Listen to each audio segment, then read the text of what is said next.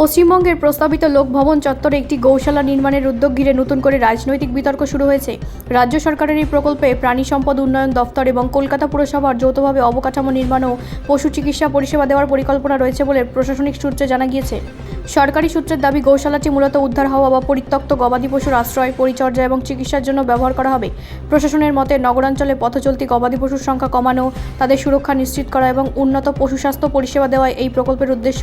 তবে এই সিদ্ধান্তকে ঘিরে বিরোধী রাজনৈতিক দলগুলি কড়া সমালোচনা শুরু হয়েছে।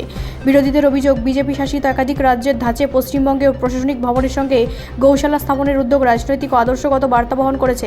তাদের দাবি, রাজ্যের বর্তমান আর্থিক ও সামাজিক পরিস্থিতিতে স্বাস্থ্য, শিক্ষা, কর্মসংস্থান এবং নগর পরিকাঠামোর মতো খাতে অগ্রাধিকার দেওয়া উচিত ছিল। বিরোধী নেতাদের আরও বক্তব্য, সরকারি দপ্তরের সঙ্গে গৌশালা নির্মাণের উদ্যোগ প্রশাসনিক ধর্মনিরপেক্ষ চরিত্র নিয়ে প্রশ্ন তুলতে পারে। তাদের অভিযোগ, জনকল্যাণমূলক প্রকল্পের পরিবর্তে প্রতীকী রাজনীতিকে গুরুত্ব দেওয়া হয়েছে। যদিও এই অভিযোগের সঙ্গে সরকার একমত নয়। অন্যদিকে প্রকল্পের সমর্থকদের দাবি, গবাদি পশুর কল্যাণ ও বৈজ্ঞানিক পরিচর্যার সঙ্গে ধর্মীয় বা রাজনৈতিক বিষয়কে মিশিয়ে দেখা উচিত নয়। তাদের মতে, শহরে দুর্ঘটনা কমানো, পশুদের নিরাপদ আশ্রয় দেওয়া এবং আধুনিক পশু চিকিৎসা ব্যবস্থার উন্নয়নের জন্যই এই ধরনের উদ্যোগ ইতিবাচক ভূমিকা রাখতে পারে। রাজনৈতিক বিশ্লেষকদের একাংশের মতে, বিষয়টি আগামী দিনে রাজ্যের রাজনৈতিক বিতর্কে নতুন ইস্যু হয়ে উঠতে পারে।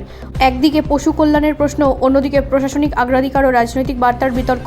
এই দুইয়ের টানাপোড়েনে এই প্রকল্পটির জনমত গঠনের গুরুত্বপূর্ণ বিষয় হয়ে উঠতে পারে। এখনও পর্যন্ত প্রকল্পের পূর্ণাঙ্গ নকশা, ব্যয় এবং বাস্তবায়নের সময়সূচি সম্পর্কে সরকার আনুষ্ঠানিকভাবে বিস্তারিত তথ্য প্রকাশ করেনি। তবে বিষয়টি নিয়ে রাজনৈতিক চাপানোত্তর যে আরও বাড়তে পারে তা স্পষ্ট। ব্যুরো রিপোর্ট, রাষ্ট্রীয় প্রসার বাংলা।